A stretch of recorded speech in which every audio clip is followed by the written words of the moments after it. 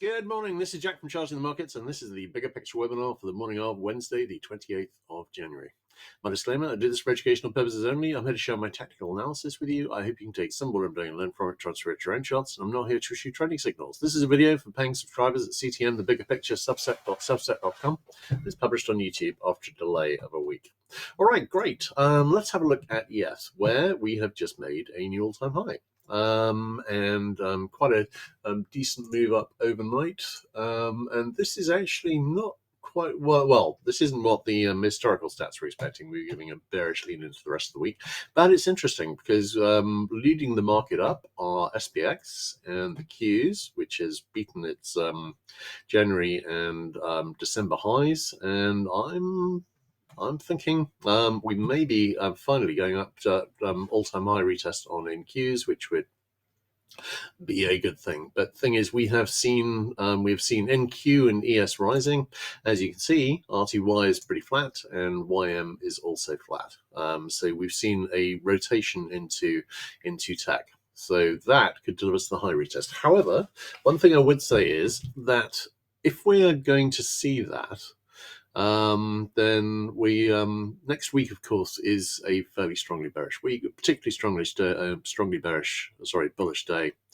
bullish week rather. It's a very strong bullish day on Monday. I think it's like Monday, Wednesday, and Thursday are the bullish days, but that's when I would expect to see the high retest on the Qs, possibly a break up if we're going to see one. All right, DAX and SDX, both somewhat positive as well. But really, tech is the star of the show right now. All right, let's have a look at the bigger picture chart on those. And okay, ES. ES, we've come back up where daily upper band is at 69.55. We made it up to 7,008, and that's looking pretty good. We're nowhere near the 3SD upper band, which is actually all the way up at 7,089. But I'm expecting to see a new all-time high on SPX today, but not one on Qs necessarily. Looking at the SPX chart, the same, made a marginal new all-time high, so we're actually going to beat that significantly today, which is not going to help the double top setup, obviously. In terms of the hourly chart, no current negative divergence, but we're at the stage where we could start setting up some negative divergence on the RSI 5. 15-minute chart, we have no current divergence. All right, but the weak RSI 14 sell signal I had marked on here failed. Looking at the Qs, we've managed to get up over this declining resistance trend line, and we are back to the original flag, which has broken up with a target at a retest of the high. Now, the high yesterday on the Qs was at 632. It needs to get up to 63619 to retest the all-time high, and actually that could happen today. How much are the Qs up overnight? Wait a second. Up 209. Yeah, that's doable. So it won't be far away before that's up 1%, and that would get us up to at the moment. If we opened where we are now, that would probably get us to the retest of the all-time high. So, given that is the case, then of course, if we're having a bullish week next week, then of course that could push us up considerably further. We will see. Looking at the 15-minute chart, we've got an RSI 14 sell signal fixed.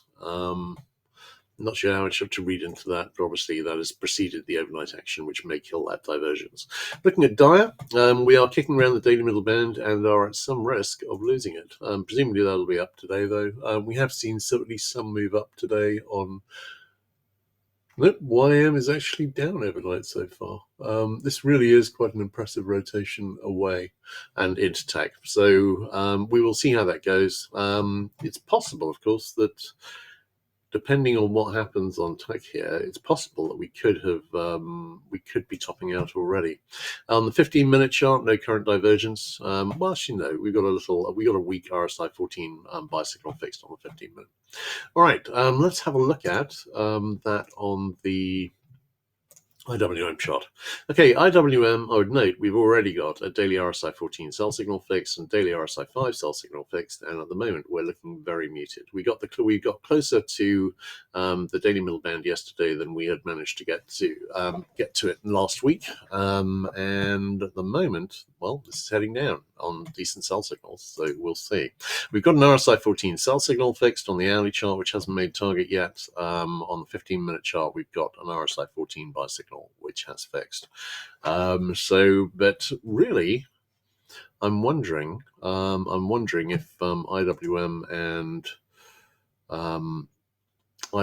and Dyer are actually topping out here or have already topped. In terms of DAX, we're still closing on the daily middle band, and we haven't broken back over it yet. We closed slightly below it yesterday.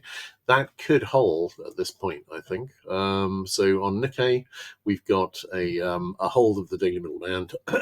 And again, as long as that holds, I'm looking for a retest of the high here at 54.5k.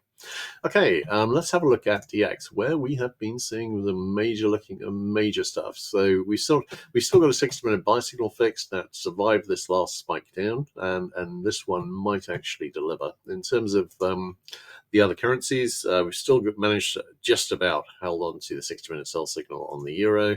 GBP USD, we've held on to that 60-minute sell signal there. USD JPY, we've still got a weak 60-minute buy signal fixed. So we are leaning towards seeing a counter trend rally here. USD CAD, we've got a weak 60-minute buy signal fixed. We've got a lot of signals suggesting that the dollar is going to see a bit of a rally today. No current divergence on Australian dollar, and no current divergence with a failed sell signal on NZ.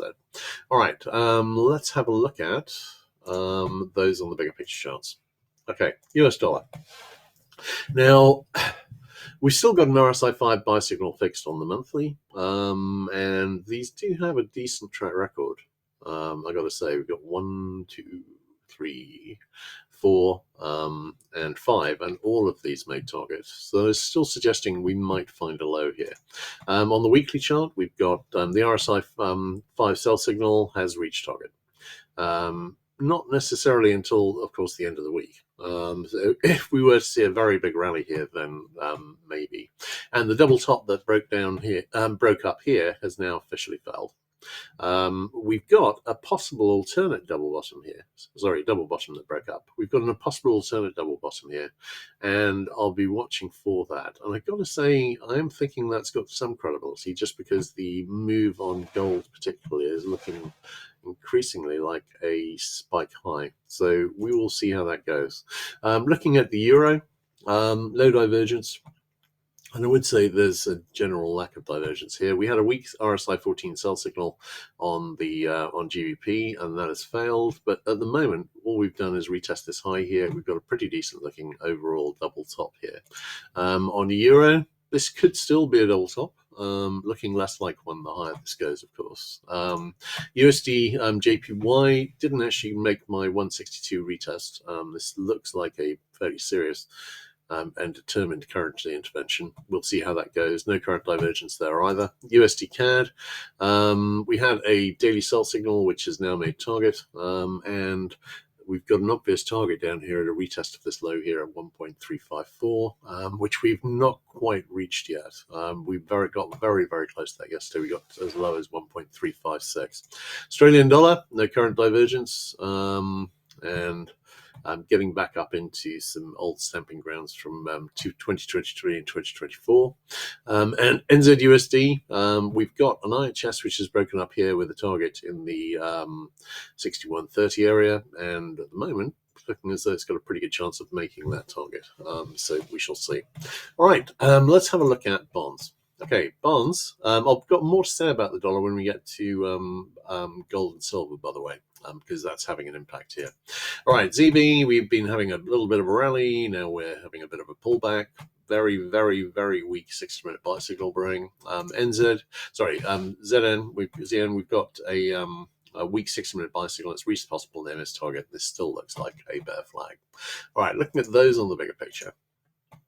In terms of the daily charts, we're not really seeing anything that would move the needle, but we are back below the daily middle band on the TYX, and we still do, well, we've still got an IHS which is looking for a target at about the 50.2 area, but obviously we'll need to turn back up, which we are turning back up slightly, waiting to see if that's actually going to persist. Obvious target here on TNX, actually, we never quite reached this support trend line, which isn't necessary technically, but I'm still wondering about it. It's looking at the daily chart, no current divergence. We've reached this short-term trend line here, and if this was a bullish flag, which my lean would be that it would be A, B, C, D, and this would be the partial wave down before it broke up.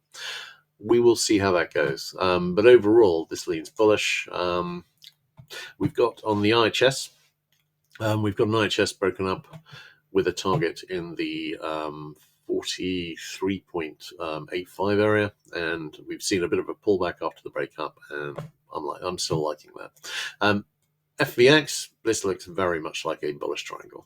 And we are halfway back up to a little less than halfway back up to triangle resistance, but I'm thinking that may well be going there too. Again, on the count, this would be A, B, C. This would be the D wave, and we'd see a bit of a pullback and a breakup. Very clearly bullish pattern here. In terms of the daily chart on TLT, not really seeing a lot. This is just sideways action, really. But here, of course, we've still got a head and shoulders, which is broken down with a target in the 84.7 area. That is not close to failing. So the big patterns here are all suggesting that we're going to see bonds down and dollar up. It may be that that's been struggling against the, bonds down, yields up. And it may be that what's holding up bonds here is actually the decline on the dollar. All right, let's have a look at the CL chart. Okay, CL, we've got a higher high here. We've got a 60-minute sell signal fix, which has survived. Does this look like a double top? Not really, no. But there's still a level bottom here, made target quite handily. So we will see how that goes. HO, this has obviously been boosted by the cold snap. This no longer looks like a double top and is heading higher, and I'm wondering about a possible retest of this high here. I'm also wondering if we might be seeing a general turn higher on the on all of these. So we will see. RBOB, this is looking less like a double top here after we've made a higher high. NG, sell signal has reached a possible near miss target, and this looks like an awful lot like flag. I don't think it's perfect flag channel looking at it, but it's not that far away. Hang on, wait a second. I'm just going to draw that in here. So bear with me a moment. But it's not that far away. This really looks like a bull flag. Actually, it is a perfect bull flag channel. Okay, or at least very, very close. I'm really liking this to come back up and retest this high. Now, more to say on that. Just to mention, I've been talking about this vast gulf in price between the NG February and NG March contracts. NG February is coming pretty close to expiry. I think it might expire on Friday. If not, it'll be Friday next week. But here we've got this difference, and it's now at 2.7. It's been as high as $3, i.e., almost double. So this is a short-term spike.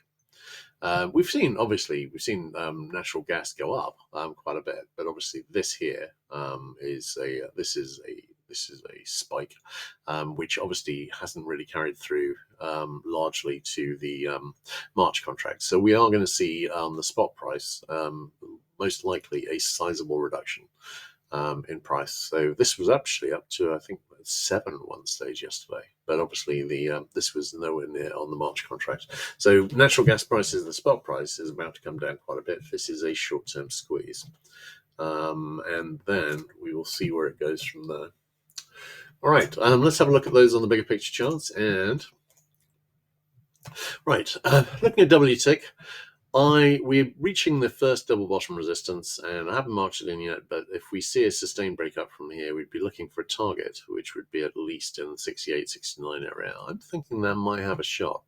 Bigger picture, obviously, we've got this big falling wedge, and we've got a decent looking double bottom. This is something I was talking about the other day, that we've got a decent looking double bottom here overall. So if we start seeing a big move up, then we might be starting to play this out. I don't see what the impetus for that would be at the moment. Obviously, there is some upward pressure from all the downward pressure on the dollar, because everything denominated in dollars is going to have at least a little push to the upside on this. But I'm looking at the double bottom here. I'm looking at the possible IHS here on heating oil, which is getting pretty close to breaking up again after the last one broke up and failed. And on gas oil, we've got possible RSI 5 sell signal brewing now, but we've got obviously a pretty nice looking double bottom on here, and we've now broken up over this declining resistance. I am wondering if we're in the early stages of a turn up on oil here, which might last a couple of years. In terms of natural gas, spot prices are through the roof still already. I was saying we might make this double bottom target here. We've now made that and change. And the spot price looks as though it's going to be coming back down to this level here, i.e. almost halving from these highs here, within a few days. So this looks like a move up, and it's going to look like a rejection, although not really a classical rejection here. It's in my view. But we had a possible flag for it setting up here, and obviously we've gone through it considerably and seen a very large retracement to this move up from 10.04. But to a certain extent, all of this move is illusory because it's short-term squeeze on just the front month contract. If you think that the next contract is down here, then what we've been seeing here is a decent rally, but anything like as impressive. No current negative divergence here, could well go higher. All right, let's have a look at, bear with me a moment. All right, let's have a look at the precious metals. Now here we've been seeing some genuinely wild action. We've got over 5,000 and all the way up to 5,300 on GC. On silver, we managed to make it up to about 117.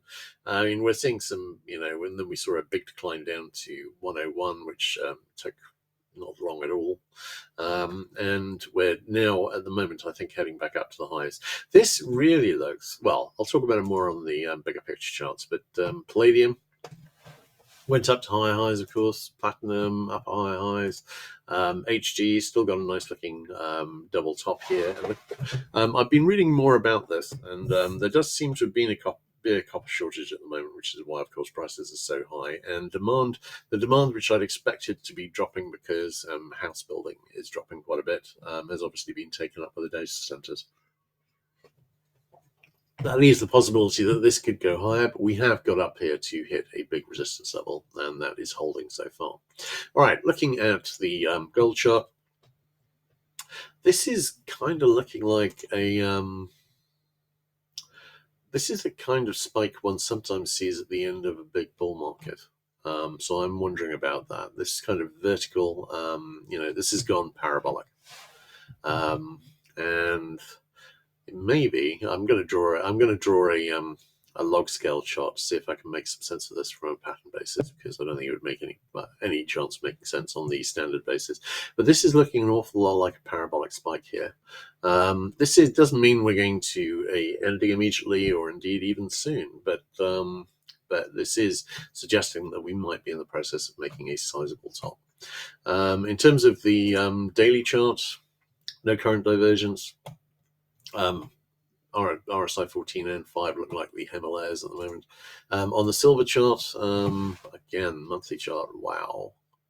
But yeah, parabolic spike. I mean, since this broke up at 40, basically it's tripled. Wow. On the silver chart, we've still got a possible daily RSI 14 sell signal brewing. On the palladium chart, we've got this IHS, which is broken up with a target in the 2550 area.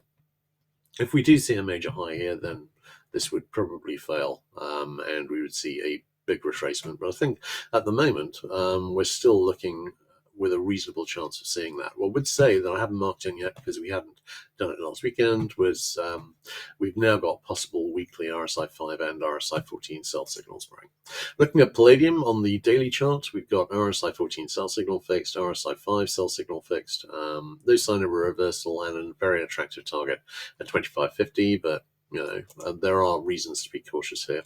Platinum, again, made higher highs with confidence. Possible RSI 14 sell signal brewing on the Platinum Weekly and on the RSI 5 and the RSI 14. But of course, those both had fixed sell signals, which failed recently as well. So in this kind of market, sell signals mean sell and buy signals. Well, in this kind of market, you don't get buy signals, but sell signals mean less.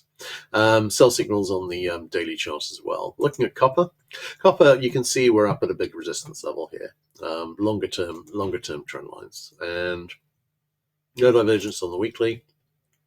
We do have an RSI 14 sell signal fixed on the daily chart, and the RSI 5 sell signal reaches possible near miss target. Negative divergence on the weekly on GDX. This will turn as and when gold does, but certainly, again, this looks parabolic. This is one hell of a move. We didn't get any. We had a bit of negative divergence on the 60-hourly chart. That didn't deliver anything, and I'm not really watching the signals here because I don't think they're particularly relevant. All right, let's have a look at KC. Now, KC, we've got, this looks like it should be heading back into a retest of this low. We've seen a bit of a rejection from this rally high here. This could be a triangle forming, potentially. SB still looks like a bear flag. CC, seen a little bit of a rally here, haven't made target, the possible near miss target on the 60-minute buy signal. CT, nice little rally here. We could have a larger double bottom here, but keeping an open mind. No current negative divergence. Lumber, still quite liking this double bottom target, but bigger picture, of course, is likely to be lower. Don't think they're using a huge amount of lumber in the data centers. And obviously construction is muted. Bigger picture is very much bearish.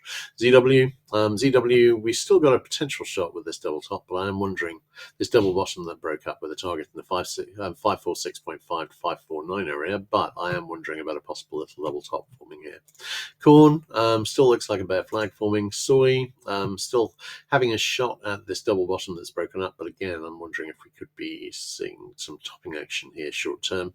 Got a decision to make, and it's all basically about the monthly pivot at 108.1.5, although that's only the case till the end of this week.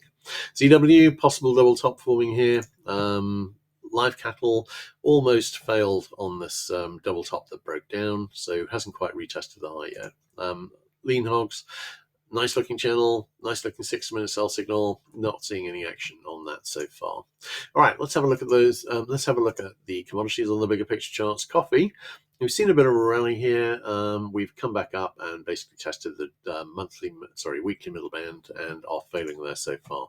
Daily chart, no current divergence. Could be a bear flag or a triangle forming. If it's a bear flag, we could see a move up into the 3.95 or 4 area potentially. Sugar, still wondering about this target down in the 9 area. Not seeing anything really competing with that. So bigger picture, this looks like downtrend, and short term, it looks like a bear flag forming. Looking at cocoa, I kind of expecting to see a move down to a back test at least 38.26. We're actually pretty close to that. I'm not really seeing a pattern which takes us much lower. I think this one goes too low to be credible. But we could easily get back into the longer term range, which is basically between about 2,000 and 4,000. We will see. On the daily chart, no current divergence. On the wheat chart, we've got, on the daily chart, we've got a decent move up into the daily middle band. Might just be pausing there, waiting for the bands to expand and catch up. Looking at corn, nice looking overall double bottom. Not much sign of it breaking up yet. It's still currently under the weekly middle band. On the daily chart, we're still under the daily middle band, so needs to get over those if this is going to impress anyone to the upside. We do have a potential head and shoulders forming here, but it's not a particularly high quality one. Looking at soybeans on the weekly chart, we're trying to hold back above the daily middle band. On the we're above the daily lower band and possible bottoming action here, but I'm leaning towards the downside in the absence of much Chinese buying. Looking at cotton. Cotton, I'm still wondering about a possible retest of this low here in the 57.89 area. I would like to see this go up instead. Not much sign of that happening so far. Lumber, we've been seeing a rally, but the bigger picture remains this bear flag, which is bearish towards this target here in 352.50 area, and the double top, which is bearish towards and has already broken down with a target in the same area. So I'm liking the downside here. I'm not seeing any particular reason to think this would go up. Doesn't mean it won't, but I'm very much still liking the downside. All right, let's finish off with a quick look at crypto. Okay. Crypto is seeing a bit of a rally here, but on the bigger picture, we are below the daily middle band, and we are below the 150 DMA, which is being back tested at the moment, and we've got a nice looking bear flag which has broken down with a target in the 80.6 area. We're seeing a bit of a rally here while tech is going up, but bigger picture, I'm not seeing anything to change what we are seeing here. In terms of Solana, again, we are well below the daily middle band and the 150 DMA. We've got a double top. We had a double bottom that broke up and failed. It's not quite entirely failed though. Normally I would expect it to see a full target 116.85. We're seeing a bit of a rally here, but I'm liking the downside still. I'm expecting to see that target here reached at 116.85, and after that, in the absence of, the obvious target is the continuation down to the head and shoulder target and the retest of 95.24. Looking at Ethereum, on the daily chart, we're seeing a bit of a rally here. We're back up testing the 150 DMA. We've got the daily middle band above that. Here, we've got a pretty nice looking triangle, which looks like it has broken down. So, still liking the downside here. The triangle target would be at 26.21, and continuation down into the head and shoulder target, which is currently, which is at about the 2070 area. All right, in that case, I think that's a wrap. Everyone take care. I'll catch you guys again on Sunday, and cheers.